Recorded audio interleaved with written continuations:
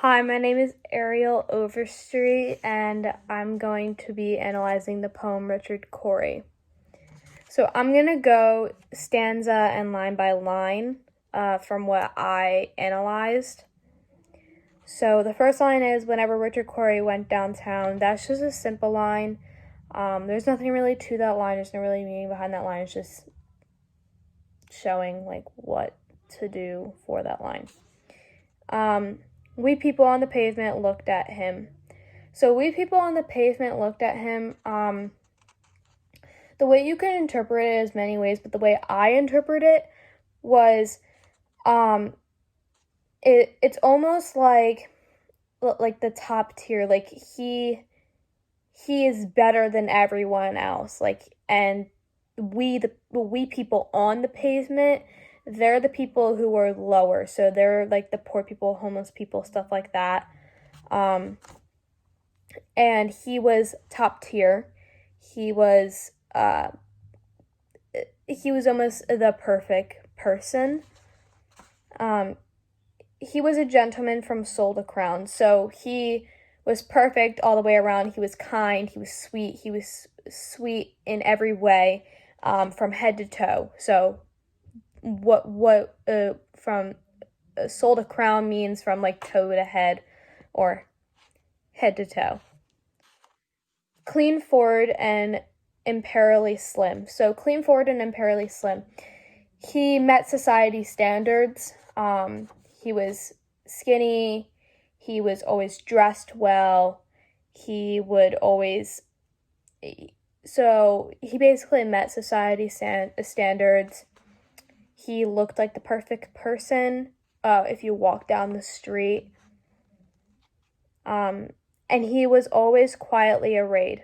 So what that means is he was more laid back. He was quiet. He wasn't loud, but if you told him to be honest about something, he would be straightforward with you and would be honest. He wouldn't lie like how some people do, where you, if they ask you, say you like something, and you put something on, and then if they don't actually like it, they'll say, oh, wait, that looks so good on you, but it actually doesn't. He was not like that. He would be brutally honest. He would be like, no, go put that back. If it did not look good on you, he'd be like, no, go put that back. That's how I interpreted it. And he was always human when he talked. So what that means is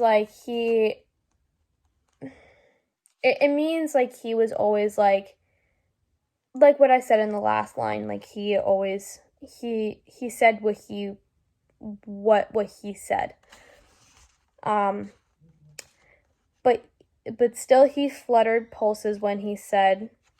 So he fluttered pulses. He went, basically, he was almost like a celebrity. People would favor over him. They were almost like fangirls. They were almost like fans of him. Good morning, and he glittered when he walked. So almost like he had that perfect smile. It was another way to make it seem like he was the perfect person, that he had this great life.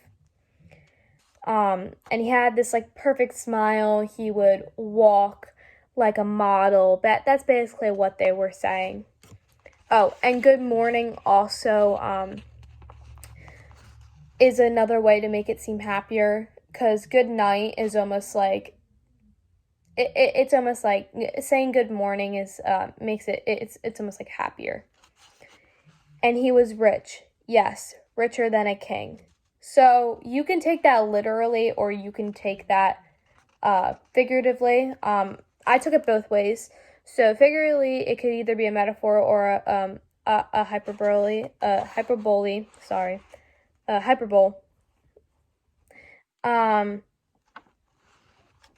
So he was rich. And if you want to take it literally, he was rich. He was richer than everybody. He was just that top tier, like I said in the beginning. He was the top. And admirably schooled to every grace. So what that basically means is he was smart. It's another way to make him seem like the perfect man, the perfect gentleman, the perfect person to meet society standards. It's just another way to make it seem like he has this perfect life. So he was schooled, he was very smart, he was intelligent.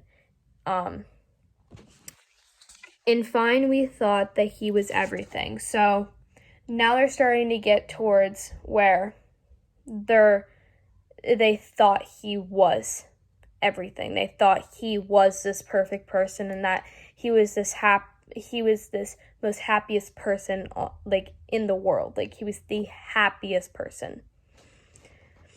To make us wish that we were in his place. They wanted to be him. That's what it means. They wanted to be him. They wanted to be in his shoes. They wanted to be this perfect person like him. So on we worked and waited for the light. I don't really know what, like, it's almost like a simple line. They worked for the line, for the light, sorry.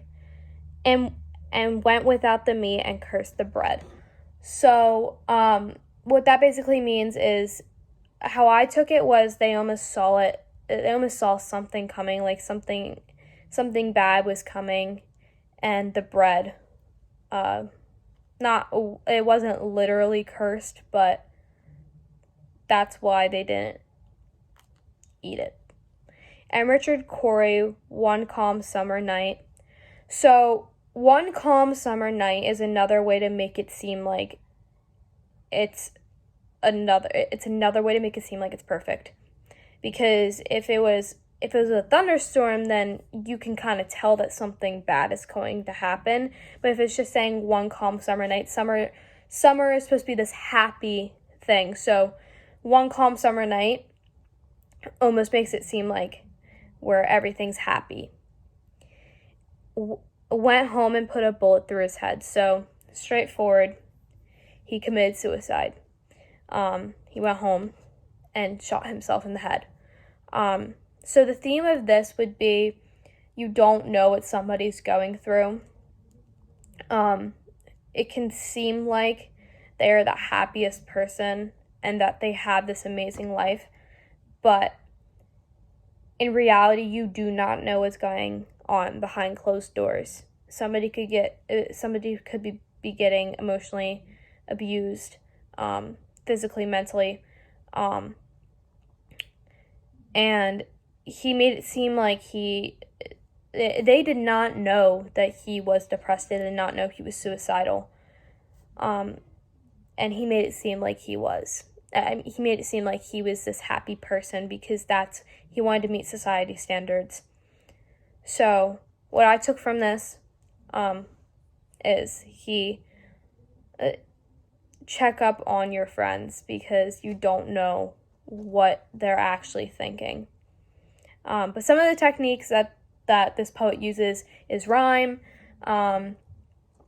He also uses a hyperbole. He uses a metaphor. Pretty sure there's a simile in here too. But there is lots of rhyme in here. There's a rhyme scheme. So yeah, that is basically it. Thank you for listening and watching. Bye!